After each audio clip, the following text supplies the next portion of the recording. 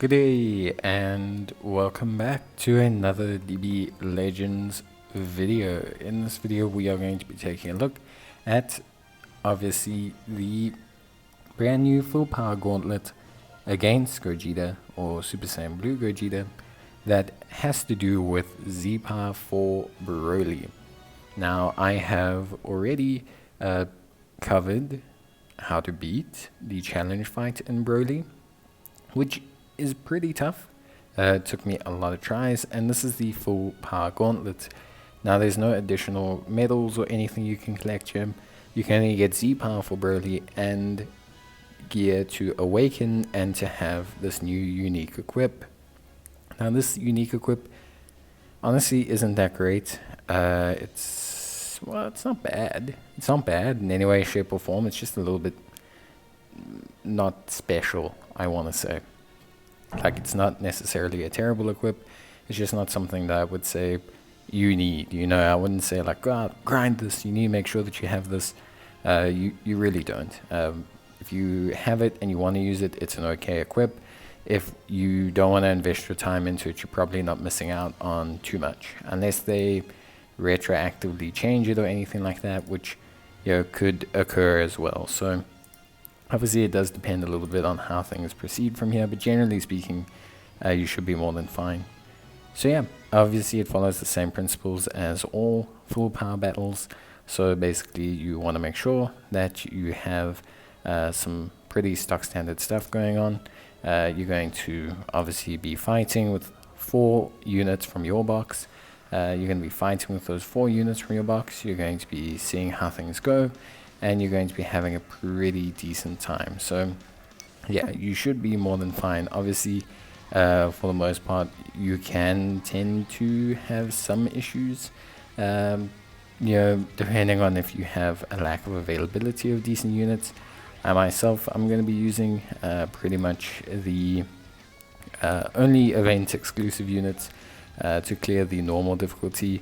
They did nerf this a little bit, so they did nerf this, you know, I wouldn't say significantly, but they did nerf it to the point where, you know, at least the normal difficulty is what I would consider normal. You know, I would say it's, generally speaking, pretty normal overall, so it's probably gotten a lot better, at least, you know, from the perspective of being more accessible to a lot of players, which I think is a good thing overall.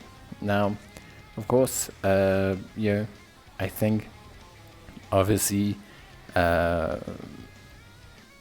full power battle gauntlets are, generally speaking, skippable. You don't have to do them if you don't want to. Obviously you can do them, which I do suggest. I always suggest that you know, get involved and you try to obviously kind of interact or take on these events. It does save you time. It does save you like farming the units Z power later on, and yeah, there are slot removers which are at least valuable from the perspective of, you know, upgrading gear, etc.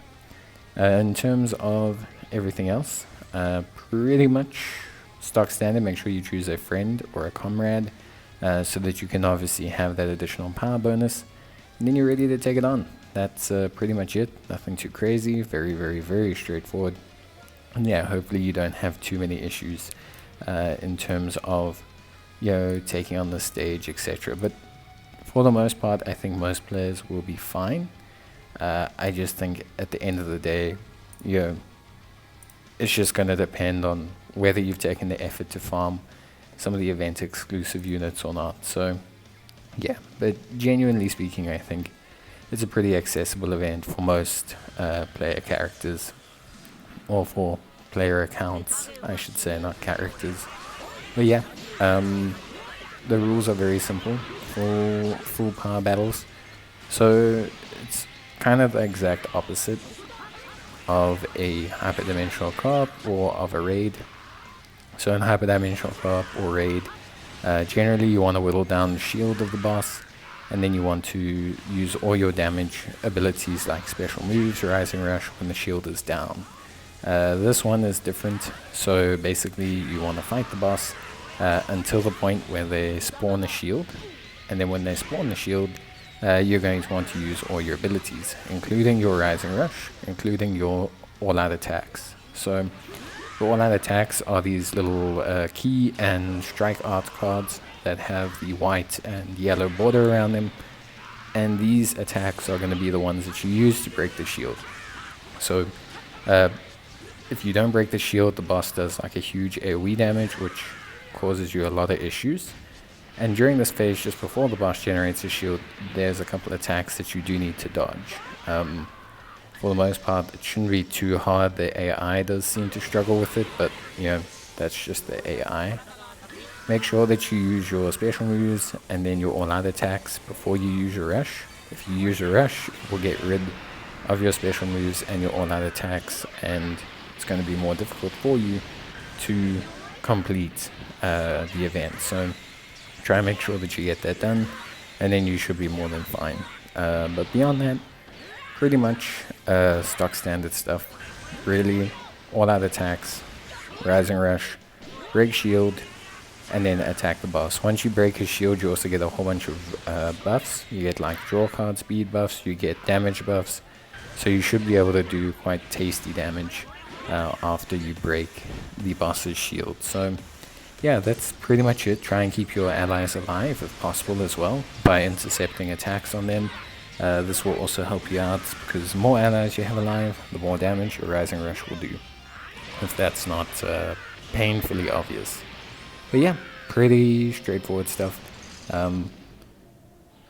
Honestly, I think it's just a very, very simple event, and I think it's a fairly simple kind of procedure. So yeah, I'm more than happy with how this whole process goes. So yeah, I think in general it's a fairly decent kind of attempt. But yeah, personally speaking, pretty good stuff. This one wasn't too hard, normal difficulty, so nothing too crazy. The equipment's obviously the bonus, and the Z power for Broly, who's actually a pretty good event exclusive free-to-play unit, is obviously always appreciated. I'm just using the all-out attacks here to kind of finish things up, which obviously is pretty helpful. And yeah, managed to get everything done. So normal difficulty done. I'll do normal and hard in separate videos for people that are interested, and then if I can, I'll do Scream. There's no real benefit to re-farming the events except for farming the gear, but like I said, that's going to be entirely up to you. I don't think the gear is distinctly worth it, at least from my perspective. So yeah, that's going to be entirely up to you. If you want to do it, go do it, but for me it's not a major thing. It's not something I would go out and do. But yeah, that's basically it from me. I hope you guys enjoyed the video. Obviously, if you're wondering where you can get Broly, you can grab Broly from the Fierce Fight event, which you'll see. Obviously, I've got a couple of videos on. But that's going to be it from me. Hope you guys enjoyed the video. If you did, leave a like. I'll see you in the next one. Bye.